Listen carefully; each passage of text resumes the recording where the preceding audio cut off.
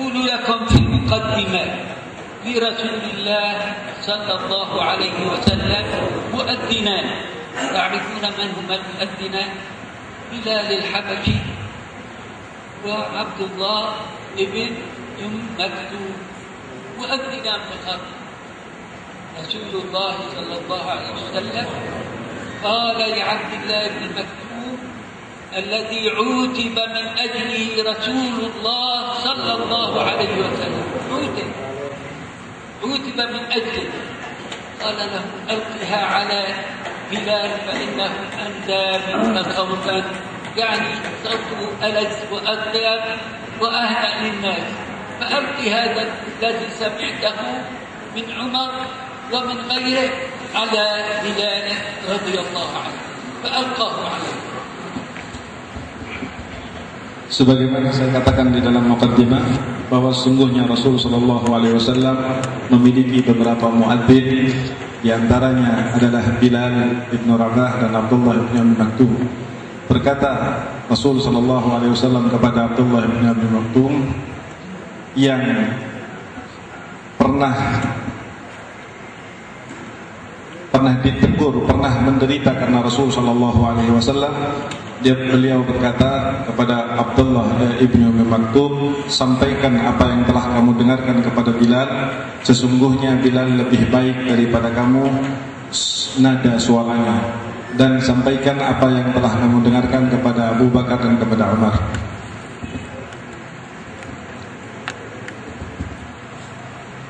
هذان المؤذنان هما مؤذني رسول الله صلى الله عليه وسلم، لكن الله عاتب رسول الله لأنه أعرض عن عبد الله بن مكتوم وكان ضريرا أعمى لا يرى. جاء ورسول الله مشغول مع صناديد قريش مع طغاة مكة، لأنه قال في نفسه يقول هؤلاء يقولون ما يتبعوا إلا العميان والعرجان والجماعة المكسلين، لا يتبعوا أشراف الناس.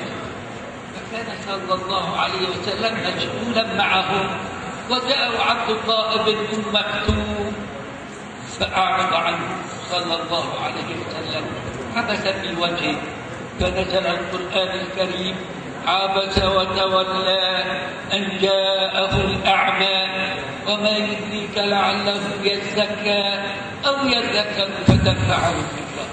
نزلت هذه الآيات في المؤذن الذي كان يؤذن لرسول الله، وهو من؟ عبد الله بن مكتوم رضي الله عنه. كان أعمى لا يرى، ما يعرف أن الرسول مشغول مع صناديد الكفر، فجاء يسأل رسول الله عن شيء يهمه ويتفقه فيه.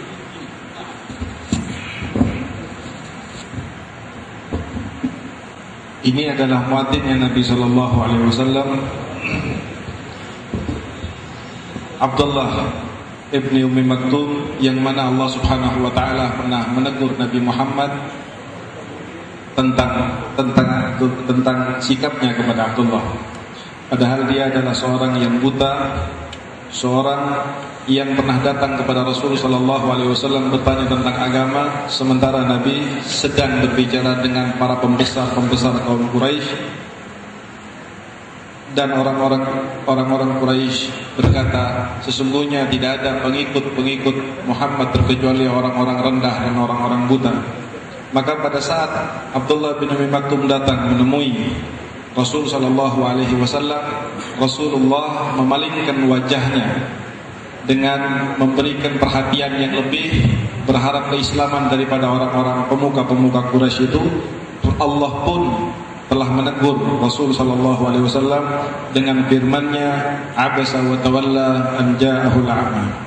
Ayat ini turun kepada seorang yang menjadi muadzin daripada Rasul sallallahu alaihi wasallam. Dia adalah seorang yang buta dan tidak melihat. Kana ibnu Ummi Maktum dariran la yara. فلهذا جاء التعليل في الآية في سورة بكلمة أن جاءه الأعمى، أي لأن جاءه الأعمى من أجل مجيء هذا الضرير إليه. وما يدريك، ما يخبرك يا محمد، وما يعلمك، وما يدريك لعله يتزكى يتطهر من الضلال والجهل ويقوم بأداء نشر نور الله في الأرض. وما يدريك لعله يزكى أو تنفعه أو يذكر فتنفعه الذكرى. عوتب رسول الله من أجل ضرير أعمى لا يرى، فكان صلى الله عليه وسلم بعد ذلك إذا دخل إليه ابن أم مكتوم يقوم له فيفرج له فراجه ويقول مرحبا بمن عاتبني فيه ربي، مرحبا بمن عاتبني فيه ربي.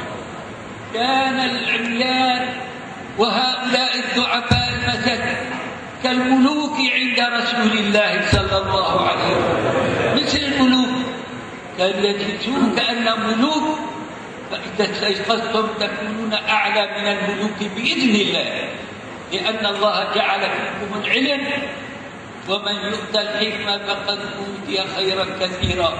والله تبارك وتعالى قال لرسوله وقل رب زدني علما، قال زدني مالا، زدني جاها، زدني عظمة، زدني علما، لأن العلم هو الذي ينقذ الناس. فإذا استيقظتم ستفتحون العالم إن شاء الله. Adalah masih tentang Abdullah bin Maktum, bahwa beliau adalah orang yang menjadi sebab ditegurnya Rasulullah sallallahu alaihi wasallam oleh Allah Subhanahu wa taala, padahal Abdullah bin Maktum adalah orang cacat dan bukan orang-orang yang dianggap terkemuka oleh kaumnya. Oleh sebab itu Rasul sallallahu alaihi wasallam atas teguran-teguran tersebut justru membuat Rasul sallallahu alaihi wasallam menghargai orang yang di mata manusia tidak berharga. Bahkan pada saat Abdullah bin Maktum datang mengunjungi Rasulullah sallallahu alaihi wasallam, maka Rasulullah membukakan tikarnya untuk Abdullah bin Maktum dan berkata, "Selamat datang kepada orang yang karena sebabnya saya pernah ditegur oleh Allah Subhanahu wa taala." Padahal beliau adalah orang miskin, orang yang buta, orang yang cacat. Namun demikianlah Rasul sallallahu alaihi wasallam karena hikmah yang diberikan oleh Allah Subhanahu wa taala dan doa beliau yang selalu mengatakan wa qul rabbi zidni ilma, beliau tidak berdoa diajari oleh Allah untuk bukan berdoa ya wa qul rabbi zidni malan, ya Allah tambahkan harta atau tambahkan kedudukan, tidak, tetapi Rasulullah berdoa tambahkan kepadaku ilmu, karena dengan ilmu maka seorang akan melihat permasalahan dengan benar. تريدون بعد هذا أن تستيقظوا أم تناموا؟ الشاعر يقول ما فاز إلا النوم، ناموا ولا تستيقظوا ما فاز إلا النوم. ويقوله تهكما بالناس، لا كلوا حقيقة، استيقظوا لئلا يقع بكم ما وقع في بلاد الشام. بلاد الشام بلاد الأنبياء، بلاد الصلحاء، بلاد العلماء، وقعوا في هذه المصيبة لأنهم تركوا الدعوة إلى الله. Maka setelah apa yang kita dengarkan dari beliau, apakah kita akan tetap berdiam diri, tetap tidur, tetap bermalas-malasan dan tidak ingin bangun? Maka bangkitlah wahai saudara-saudaraku sekalian untuk mempertahankan apa yang benar di dalam agama ini sebelum akan datang kejadian kepada kita seperti apa yang terjadi di negara Syam, negara ulama, negara para anbiya. Akan tetapi pada saat mereka sudah mulai meninggalkan dakwah kepada Allah Subhanahu wa taala dan mulai terlihat penyimpangan terhadap agamanya, maka Allah turunkan musibah apa yang terjadi sekarang di sana. الله عز وجل عاتب رسوله، والعتاب كان لطيفا رقيقا. ما يقول الله عز وجل لرسوله عبست يا محمد، عبست، لا، عبس فعل ماضي. ما إذا واحد ما يعرف اللغة العربية لا يفهم من هو العابس، لا يعرف. لماذا نزلت هذه السورة الكريمة؟ عبس وتولى. الله تعالى يقول ما قال له عبست، قال عبس وتولى أن جاءه الأعمى، لأن جاءه الأعمى. وما يدرك لعله يزكى أو يذكر فتنفعه الذكرى. أما من استغنى، السين والتاء للطلب، يعني طلب الجاه والمال والعز والقوة، فأنت له تصدى. أصلها تصدى يعني تتقرب إليه. وأما من جاءك يسعى بجهد وجد واجتهاد فأنت عنه تلهى، كلا إنها تذكرة. الله عز وجل خاطبه خطابا رقيقا شفيفا يدل على محبة الله عز وجل لهذا النبي الكريم صلى الله عليه وسلم. Allah Subhanahu wa taala telah menegur Rasulullah sallallahu alaihi wasallam, dan teguran tadi adalah teguran yang sangat lembut, teguran yang sangat halus, dengan mengatakan abasa wa tawalla, dan Allah tidak mengatakan abasta.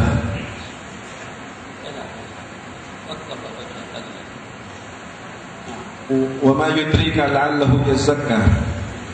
Subhanahu wa ta'ala mengatakan kepada Nabi Muhammad bahwa sungguhnya orang yang buta yang datang itu adalah orang yang ingin membersihkan dirinya dan orang yang ingin mendapatkan pelajaran dari Rasulullah sallallahu alaihi wasallam. Teguran ini harus disikapi dengan pandangan kemuliaan Rasul sallallahu alaihi wasallam, bahwa datangnya teguran ini menunjukkan betapa cintanya Rasulullah Allah Subhanahu wa taala terhadap nabinya Muhammad sallallahu alaihi wasallam, bukan untuk menerangkan bahwa nabinya jelek. Allah ingin membersihkan nabinya sebersih-bersihnya dan tidak memiliki kesalahan apapun. Dan ketika Allah Subhanahu wa taala apa yang dikerjakan oleh Rasulullah sallallahu alaihi wasallam sebagai sikap terhadap Abdullah bin Maktum adalah sebenarnya sesuatu hal yang sangat wajar, karena Abdullah bin Maktum adalah orang yang tidak melihat ketika Rasul sallallahu alaihi wasallam tidak memalingkan wajahnya untuk perhatian kepada Ibnu Maktum. Tetapi jika orang-orang yang datang itu adalah orang-orang yang besar, adalah orang-orang yang memiliki pengaruh, fa'antalahu talaha, engkau menghadapi mereka dengan serius, ini adalah merupakan sebuah gambaran yang jangan sampai salah paham umatmu di dalam memahami ini dengan mengabaikan orang-orang miskin dan menghadap dengan serius ketika hal tersebut berurusan dengan harta dan kedudukan. هذا نريد أن ننبهكم إليه لعلكم تفكرون تعقلون تذكرون. نحن إذا نمنا انتشر الشر في الأرض وكثر الفساد. إذا استيقظنا نرجع الأمة إلى دينها إن شاء الله بقوة الله وفضله. وعلى العلماء أن يقوموا بواجبهم في تبصير الناس بدينهم، تعريفهم بدين الإسلام. الله تبارك وتعالى ما أنزل هذا القرآن على الموتى، أنزله على الأحياء. كتاب أنزلناه إليك مبارك. الله تعالى يخبر عن هذا القرآن العظيم. كتاب أنزلناه إليك أي يا محمد، أنزلناه إليك مبارك. ليه؟ مشان يتبركوا به. القرآن مبارك يدبروا آياته وليتذكر أولو الألباب. اللهم اجعلنا من أولي الألباب. قولوا اللهم اجعلنا من أولي الألباب. أصحاب العقول يفهمون كلام الله. الله لم يخاطب الحمير ولا البغال ولا البقر ولا الجمال، إنما خاطب البشر. عليهم أن يدرسوا فهما، يدرسوا كتاب الله فيفهموا حق فهمه حتى ينتجوا العالم. ثم يقول تعالى أن صببنا الماء صبا، المطر ينزل، الأرض جامدة، يحيى النبات، يحيى الزرع، تحيا المواشي. صببنا الماء صبا ثم شققنا الأرض شقا. إله إلا الله، أي قدرة هذه! كيف هذه الحبة الصغيرة تنبت 7 سنابل وتشق الأرض شقا؟ وشققنا الأرض، الله تعالى أخبر بأنه هذا النبات من الحبة تشق الأرض بقدرته تعالى. 7 سنة لكل سنبلة 100 حبة، صار المبلغ حبة واحدة كم صار؟ 700 حبة. هذا هو فضل الله علينا، فلنتذكر كتاب الله وفضله على الناس بإنزال هذا القرآن العظيم. Hal-hal seperti ini yang kami ingin mengingatkan kalian para alim ulama, agar kita semua secara umum menjadi ingat kembali terhadap tugas kita dari Allah Subhanahu wa taala. Kita jika seandainya kita tidur, maka kerusakan akan terjadi di mana-mana. Akan tetapi jika seandainya ulama bangkit, maka kemuliaan Islam akan terlihat juga di mana-mana. Maka kepada para alim ulama, hendaknya dia selalu mengingatkan dirinya bahwa dia adalah orang yang diinginkan dan dituju oleh Rasulullah SAW dan diinginkan oleh Allah untuk menyebarkan agama ini.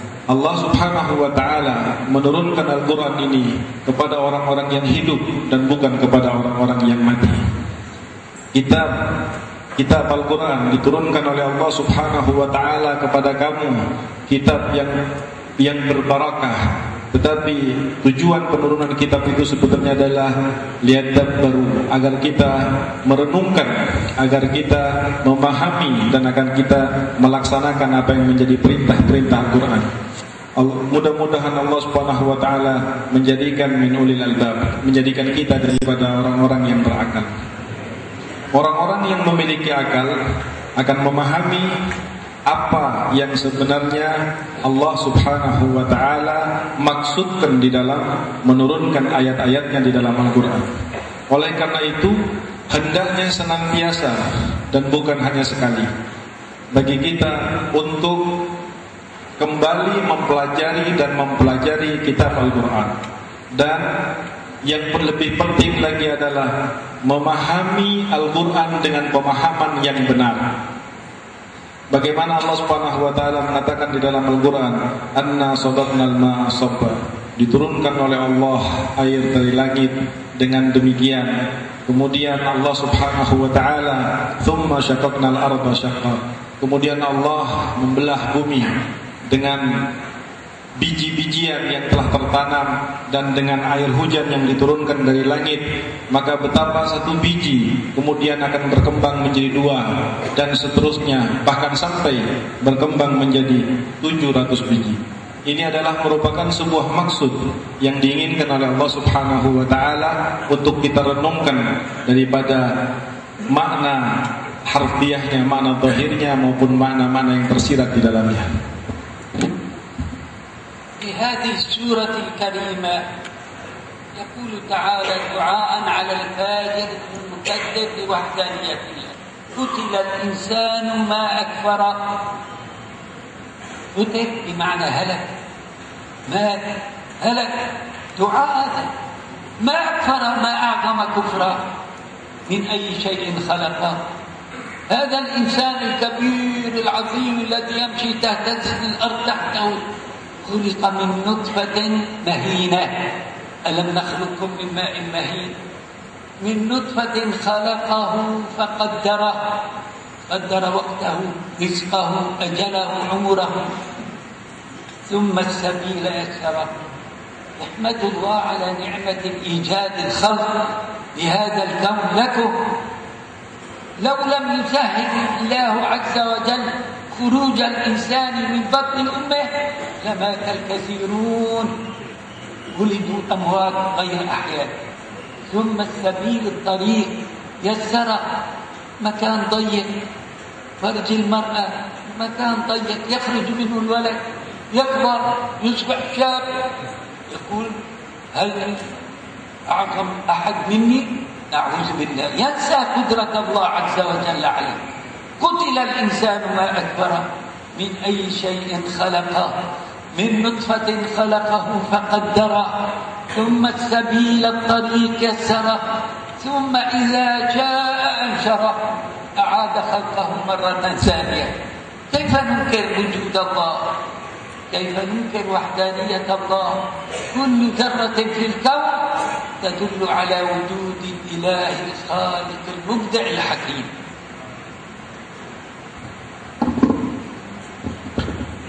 Di dalam ayat-ayat disebutkan qutilal insanu ma akbar. Min ayyi syai'in khalaqah.